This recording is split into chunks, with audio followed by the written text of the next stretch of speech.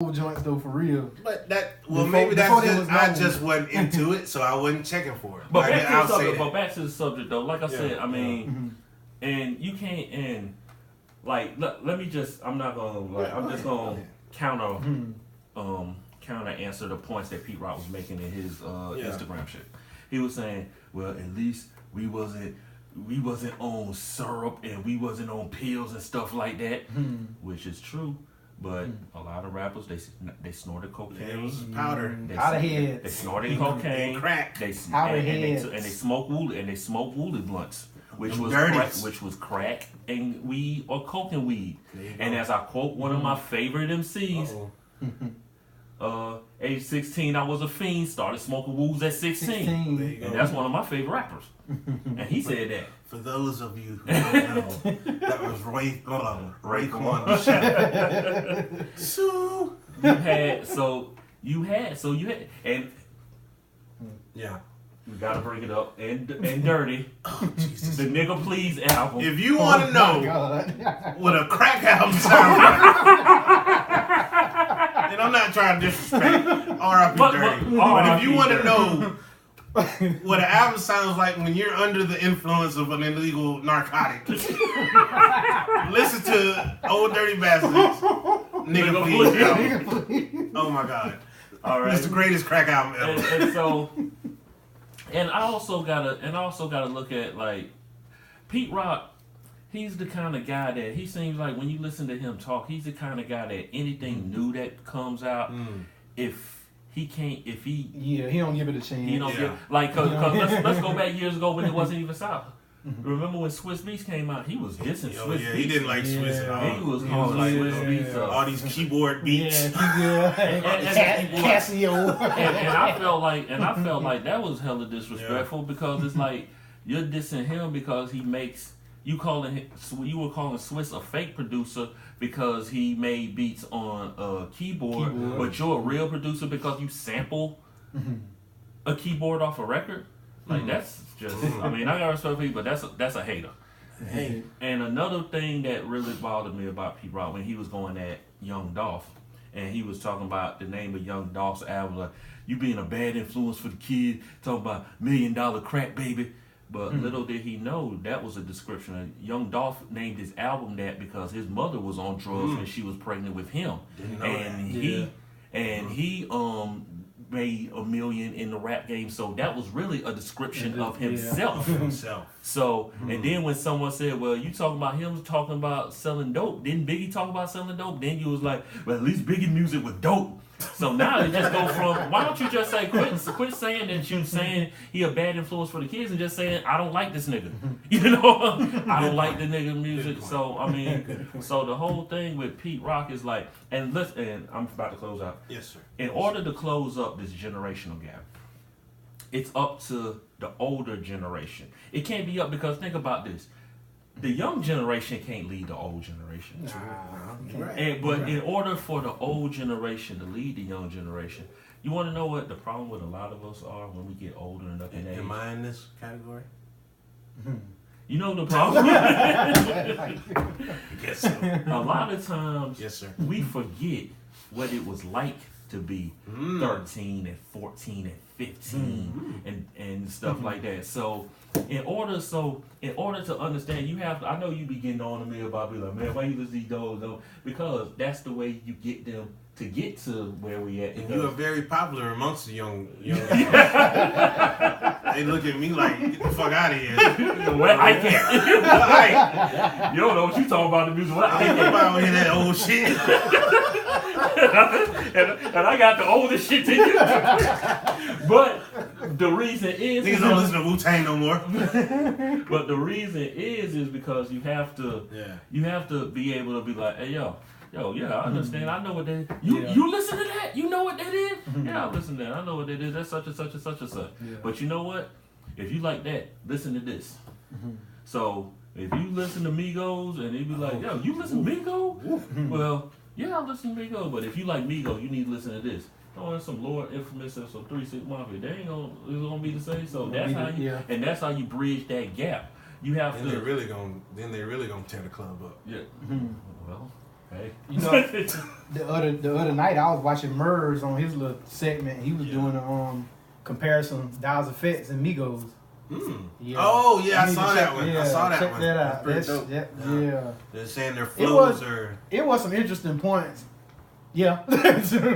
Yeah, just check it out if you ain't check. Yeah. It's on YouTube. But that's how I think you bridge the generational gap, because we as older, we need to remember what it was like to be that age. I mean, because like we all got stories. Like I remember one time I got into an argument with my mom. My mom was arguing me down about how much Tupac was a criminal back in 1994. Wow. And I was arguing her down about that. So just imagine. So think about this. The way we always talk about, man, listen, you listen to Migos, you listen to 21 Savage, you listen to Young Thug, you listen. Imagine us at that age, and just imagine listening to Bone Thugs. No, what like did you tell me a story the one time you was watching Yo MTV Raps and Miss Ella was looking at it and it was a Rakim video and she was like, what the hell is this? Nah, what it was was a Public Enemy video. The bass head joint. She was talking about how ugly Flavor Flav. That's another crackhead. That shit was so funny. And I'm pretty sure you Miss Brown done seen Brown done came at me quite a few times about the music I listen to. So that's why I always remember. I can be like, okay. I got a story. May I tell the story? It just came to my head. Back when Marvin Gaye, Let's Get It On, first came out. No, Sexual Healing. Okay. Sexual Healing with the 808. Yeah. A lot of people didn't know that. But anyway, 808. I hated that song. I literally would cry when that song came out. I hated that song. You know, and my mom was like, well, that's good music. You know what I mean? I'm like, man, this sucks. I don't want to hear it. I don't know nothing about no damn sexual healing. You know, I'm young, I don't know. But now you listen to the song, you're like, oh man, this is some good shit. Yeah. You know, I say that because, you know, it's like, okay, I guess when you're young and you listen to our, you know, generation music, man, they ain't talking about nothing. They using words I don't know nothing about. They can't relate, you know, in some cases. So I guess what you're trying to tell me is that I should try to at least compromise with the young people. Now, but this is still hip hop. Let's just be, if the shit is just super fucking whack. Like what's that dude name of fucking Shaq? Bitch. Oh man. Man's not hot. I told her. Man's not hot. Now that shit was whack. That shit garbage. But if it's something else and you be like, and try to find a comparison, like for instance, if somebody play like some Young Thug, play them some Bone Thugs in hard, because it's pretty much the same style. You know what I'm saying? I fucked you. Yeah, you know, so it's. Yeah. So just fine. We have to bridge that gap because, like I said, the young generation can't lead us. We have to be more accepting of the young generation of what they and I'm gonna tell you one thing though that I feel though. I think slowly but surely this like generation of hip hop that's out now, yes, sir, is slowly but surely starting to ease off. And I think bars are coming back in. Yeah. Bars, lyrics are. Oh yeah. Before we go, I know what we did. Who would have ever thought? Here we go. Mace, goddamn Cameron, would be the person to bring hip hop in bars and battle rap bars. 20 years too late, but it did happen. In 1998, when any of us would have been talking about, hey yo, man, Mace bringing hip hop back, dog. No, Pastor Murder Mace, killed him. Oh man, You know what? And you know what that shit. And I'm not gonna say this subject. I'm gonna tell you how Mace. Harlem World on the rise. I'm gonna tell you. So you think Mace won? Yeah. And I'm gonna tell you why I feel like Mace won. Yeah. Everybody agrees. I'm gonna tell you why, but I'm gonna tell you why I feel like Mace won. Like if you listen to Cam's track, he's actually hitting Mace with facts. But the only thing with it is the facts that he is only if you're in the know of either Harlem shit or real hip hop shit. Like when you talking about shit like Baby Maine and shit like that and all that, only people from Harlem, people that's really into hip hop shit would know what you're talking about. Mace came with shit that you can understand. It like it's basically like this.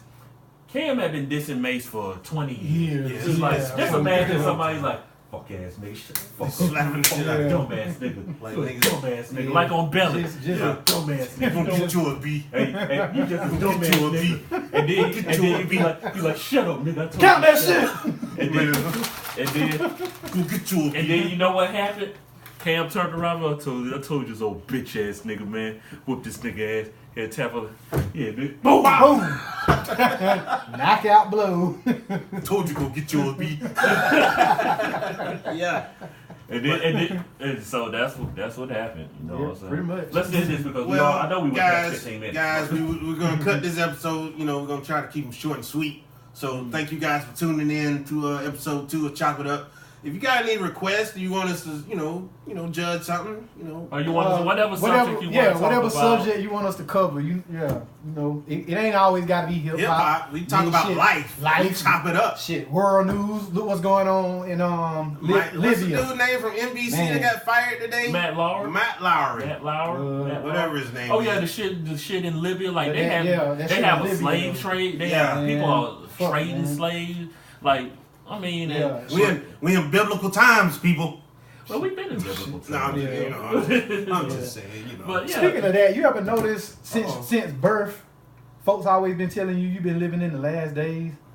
I've been living in the last days for 41 years. I think, but you know what? I think what it is when people always say, because you know what, this world is very old, and when people say you're living in the last days. I mean, let me just say this. We might have to say this one for next episode. Yeah, we're going to say this for next episode. We ain't going to talk about that. So leave a comment. We appreciate you guys for looking.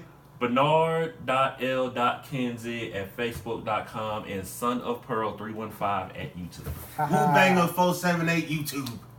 Kamadi is I. That is it. All right, guys. Peace out.